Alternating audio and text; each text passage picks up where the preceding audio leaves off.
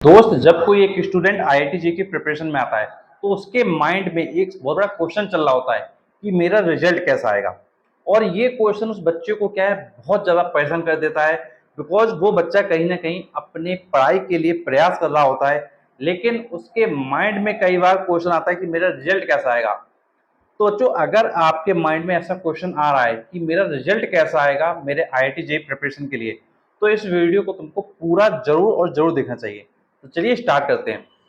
तो बच्चों देखो, सबसे पहली चीज जो तुमको ध्यान रखनी है वो एक चीज ये ध्यान रखना है कि हमको पढ़ना ज्यादा है और सोचना कम है। हमको पढ़ना ज्यादा है और सोचना कम है। अगर सिर्फ आप रिजल्ट के बारे में सोचोगे, आप अगर अपनी स्टडी नहीं करोगे, तो कहीं ना कहीं हमारे माइंड में नेगेटिव थॉट्स आएंगे कि मेरा रिजल्ट कैसा आएगा। डेट मीन्स क्या मेरी तैयारी सही चल रही है कि नहीं चल रही है। तो तुम्हारे लिए जो सबसे बेस्ट चीज है वो है अपने कर्तव्य को फॉलो करना। तो तुम्हारा कर्तव्य क्या है? तुम्हारा कर्तव्य है स्टडी करना। तो अगर तुम अपनी स्टडी को अच्छे से करोगे तो फिर तुम्हारा रिजल्ट ऑटोमेटिक अच्छा आएगा। और अगर तुम सिर्फ सोचोगे क्या होने वाला है, क्या होगा, कंपटीशन बहुत टफ है, कोचिंग में अच्छा नहीं पढ़ाया जा रहा है, अगर ऐसी चीजें माइंड में आएंगी तो फिर रिजल्ट क्या है तुम्हारा, क्या है, कहीं ना कहीं बेकार आने वाला है। क्यों? क्योंकि तुम निगेटिव सोच रहे हो और उस निगेटिव माइंडसेट के जब पेपर में बैठोगे तो तुम्हारे अंदर क्या है, एक प्रेशर क्रिएट हो जाएगा कि मेरा रिजल्ट कैसा आएगा।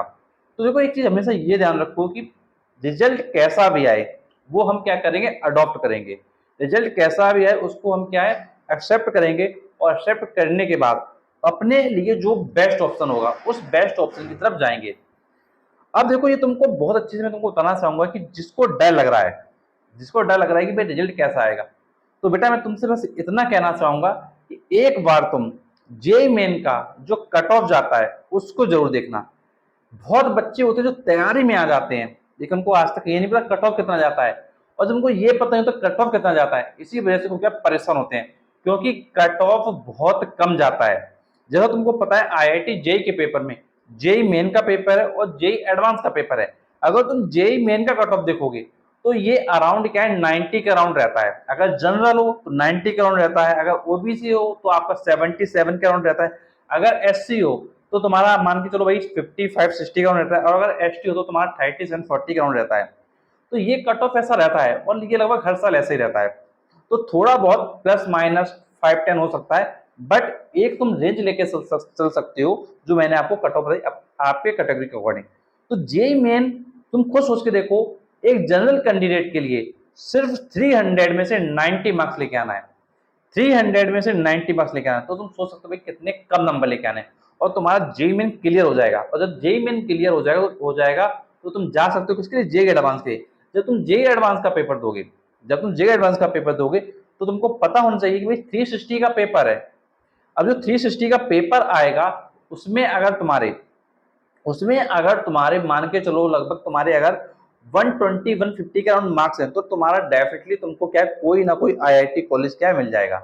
लेकिन हम लोगों के माइंड में हमेशा क्या नेगेटिव चल रहा होता है कि नंबर बहुत ज्यादा लाने पड़ेंगे। नेगेटिव क्यों चल रहा होता है? क्योंकि आप सुनी सुनाई बातों पे यकीन करते हो, आप रियलिटी पे नहीं जाते हो। देखो, मैंने जब ये चैनल स्टार्ट किया तो मैंने एक चीज ये सोचा कि भाई बच्चे को प्रॉब्लम क्या हो रही है। बच्चे को प्रॉब्लम ये है कि भाई उसके पास राइट इन्फॉर्मेशन नहीं है, और जब राइट इन्फॉर्मेशन नहीं है तो वो बेवजह की क्या टेंशन ले रहा है, अपनी प्रिपरेशन पे फोकस नहीं कर रहा है। वो सिर्फ क्या है, ज्यादा सोच रहा है। और जब कोई स्टूडेंट ज्यादा सोचेगा तो कहीं ना कहीं वो क्या है, काफी डर जाएगा और अपनी प्रिपरेशन में जिसको जितना आगे जाना चाहिए था वो उतना आगे क्या नहीं जाता है। और जब प्रिपरेशन तुम उतना आगे नहीं जाओगे तो फिर रिजल्ट तो ऑटोमेटिक क्या है, बेकार आएगा। तो तुमको एक काम ये करना है कि तुम क्या कर सकते हो बस इस पर सोचो। तुम्हारा काम है सिर्फ पढ़ना, तो तुम अपनी स्टडी पे फोकस करो। तुम अपने सिलेबस को पहले देखो, सिलेबस के अकॉर्डिंग फिजिक्स, केमिस्ट्री और तुम्हारा मैथ है इसके टॉपिक्स अच्छे से कर डालो। और टॉपिक करने के बाद एक कोई भी पब्लिकेशन ले लो, चाहे तुम ओसवाल का ले लो या कोई और पब्लिकेशन जैसे अरिहंत का ले लो, कोई भी एक पब्लिकेशन डालो, उसका जो सैंपल पेपर है उसको करना स्टार्ट करो। या फिर तुम जो चैप्टर वाइज पेपर्स आते हैं उनको करना क्या स्टार्ट करो। कुछ मैं तुमको डिस्क्रिप्शन बॉक्स में लिंक प्रोवाइड कर दूंगा जहां से आप क्या कर सकते हो, बुक्स वगैरह को बाई कर सकते हो। जो तुमको अच्छी लगे तुम उसको बाई कर लेना। तो बेटा तुमको एक चीज ये ध्यान रखनी है कि हमको जो हमारे पेपर्स हैं उन पे जरूर और जरूर अच्छे से फोकस करना है। और जो प्रीवियस ईयर क्वेश्चंस होते हैं, ऐसा कई बार होता है कि जो हमारा पेपर होता है जेईई मेन का, उसमें वैसा ही क्वेश्चन क्या है आ जाता है। कुछ हो सकता है डिजिट्स वगैरह चेंज हो, मतलब उसी कॉन्सेप्ट पे बेस आ जाएगा। तो तुमको क्या करना है, तुमको लास्ट 3 ईयर के, कम से कम लास्ट 3 ईयर के जो सैंपल पेपर हैं उनको जरूर करना है। क्योंकि जब तुम प्रीवियस ईयर के जो पेपर होते हैं, प्रीवियस ईयर के जो क्वेश्चन होते हैं, जब आप उनको करते हो तो वहां से कहीं ना कहीं हमको हमारे कॉन्सेप्ट क्लियर होते हैं, प्लस जो वैसे क्वेश्चन अगर हमारे जेईई मेन में आ जाते हैं तो फिर हमारा क्या है, हमारा रिजल्ट क्या इंप्रूव हो जाता है। तो पहली चीज ध्यान रखना है कि भाई सोचना क्या है, कम है, और पढ़ाई क्या है, ज्यादा करना है। तो सोचे कम, पढ़ाई ज्यादा करें। और अगर सोचेंगे कम, पढ़ाई ज्यादा करेंगे, तो आपके अंदर जो इम्प्रूवमेंट है वो डे बाई डे करते हुए क्या है, बहुत अच्छे इंप्रूवमेंट आ जाएंगे। और बेटा एक चीज मैं तुमसे ये भी शेयर करना चाहूंगा, कुछ बच्चे कहते हैं सर कितने घंटे पढ़ें और कितने घंटे सोएं। तो बेटा मैं तुमसे बस इतना कहूंगा, तुम आराम से जो एक नॉर्मल रूटीन होता है सोने का, नॉर्मली जो डॉक्टर वगैरह बताते हैं वो बताते हैं कि भाई एक बच्चे के लिए जो सोने का टाइमिंग है वो 7 आवर होना चाहिए। क्योंकि 7 आवर्स की जो नींद होती है वो सबसे बेस्ट होती है। तो बेटा पूरा सो।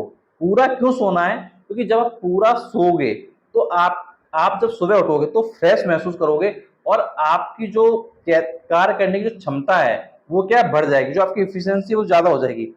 और अगर तुमने सिर्फ 4 घंटे सोया या सिर्फ 5 घंटे सोया, तो कहीं ना कहीं तुम्हारे अंदर क्या क्या है, थोड़ा अजीब सा तुमको लगेगा। और तुम जब पढ़ने के लिए बैठोगे, कई बार तुमको नींद आएगी, कभी तुम्हारा मन नहीं लगेगा, तो ऐसी समस्याएं आती हैं। तो इसलिए मैं तुमसे हमेशा ये एक चीज ये जरूर कहूंगा कि सोना पूरा है। कितने घंटे पढ़ना है, उतने घंटे पढ़ो जितने घंटे मन लगे, उतने घंटे पढ़ो जितने घंटे मन करे। लेकिन एक मैं तुमको एक नॉर्मल टाइम बताऊंगा, जितने देर तुम कोचिंग जाते हो उस टाइम से मुझे कोई भी मतलब नहीं है। तुम कोचिंग में क्या कर रहे हो, कैसे पढ़ रहे हो, वो तुम करो अपने अकॉर्डिंग। लेकिन इसके साथ में तुम कम से कम अपनी सेल्फ स्टडी के लिए 6 घंटे का समय निकालो। कैसे निकालना है ये आप सोचिए, क्योंकि आपके पास टाइम है। आप डिसाइड कर सकते हो, आज इतने आप बड़े हो चुके हो कि एटलीस्ट ये तो डिसाइड कर सकते हो भाई मैं किस टाइम फ्री हूँ। कुछ बच्चे हैं जिनकी कोचिंग मॉर्निंग में होती है, कुछ बच्चे की कोचिंग इवनिंग में होती है।